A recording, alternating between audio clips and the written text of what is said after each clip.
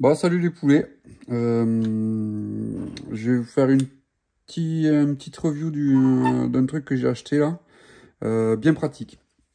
Bien pratique. Alors pour vous expliquer, hop, on retourne. Voici. Je bosse actuellement là sur une PCB là de ma Le Mans, là, c'est la drive board.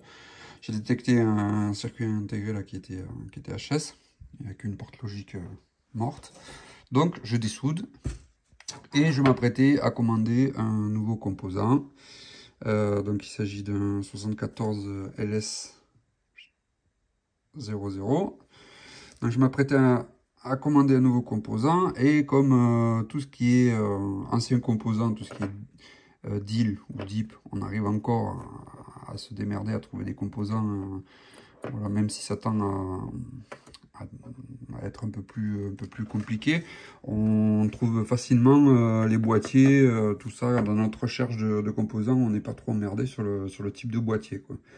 On comprend facilement que, voilà, qu'un gros boîtier comme ça, il n'y en a pas de 50 sortes, et donc du coup, maintenant le problème, c'est ça. C'est ces petits boîtiers là qui sont composants montés en surface, des CMS donc. L'inconvénient, c'est que si on n'a pas de pied à coulisses, un pied à coulisses, c'est ça.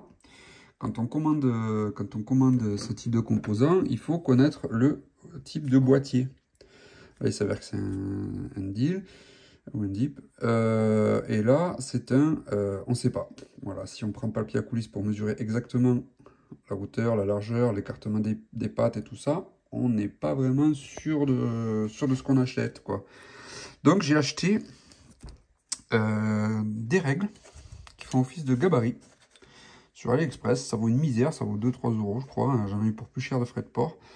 Et qui ont la particularité d'avoir pas mal de composants déjà référencés avec des empattements qui peuvent nous servir à retrouver le type de boîtier que l'on doit commander. Donc là, bon, en plus ça fait office de pense-bête, ça fait office de... Voilà, il y a des trucs sympas comme là, on a les mesures des écartements des pattes ou des soudures. Voilà, là, en l'occurrence, on sait qu'un connecteur comme ça, eh bien, l'écartement c'est 2,54 mm. Voilà. Donc mon petit boîtier, là, mon petit 74 HC00, je vais chercher typiquement où l'installer. Donc là, il s'avère que c'est un truc qui correspondrait à un SOP 16. On dit 16 parce qu'il y a 16 pattes. Celui-ci, en l'occurrence, il y en a 14, 7 et 7 donc de chaque côté. Hop, je vais le lâcher. Voilà, donc ce serait plus un SOP 14. Ça a l'air de correspondre. Donc voilà, c'est un petit gabarit qui permet de gagner 5 minutes quand tu commandes des composants CMS, c'est hyper pratique. Et du coup, je sais que c'est un SOP 14. Donc je me suis quand même permis de regarder. Moi j'ai le pied à coulisses, hein. Donc pied à coulisses électronique, c'est quand même assez pratique. Il fait 5 et quelques, 5,40 là en largeur.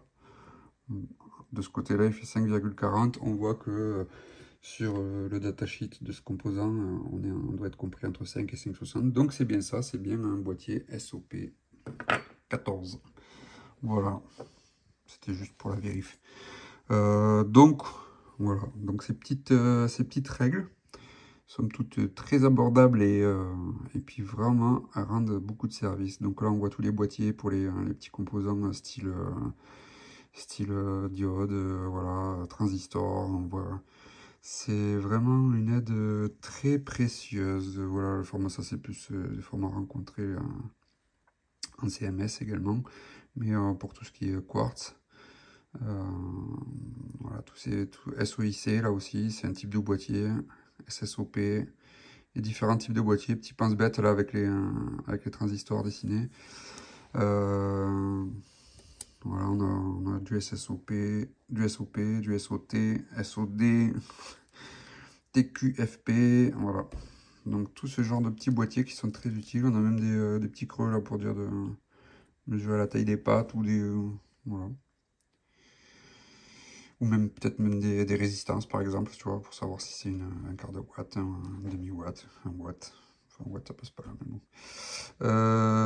Voilà, voilà. Donc ça, c'était ma petite trouvaille. J'ai trouvé ça vraiment sympa, très abordable. Et franchement, ça vaut pas le coup de s'en priver. Ça fait gagner un temps précieux. À savoir, moi, j'ai commandé le kit de base mini. J'aurais su, vu la différence de prix, j'aurais pris le kit avec 5 ou 6 règles.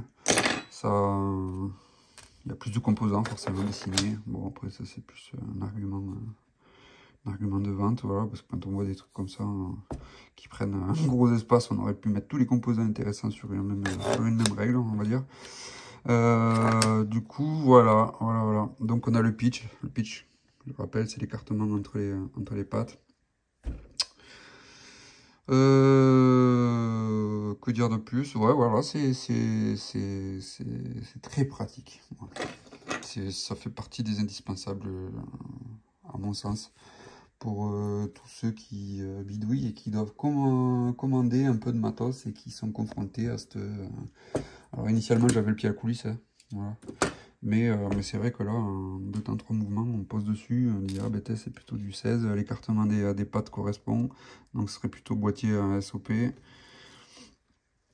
Plutôt SOP et plutôt 14 hein, du coup, parce qu'il n'y a que 14 pattes, voilà, au lieu du 16. Voilà pour la petite review. A plus.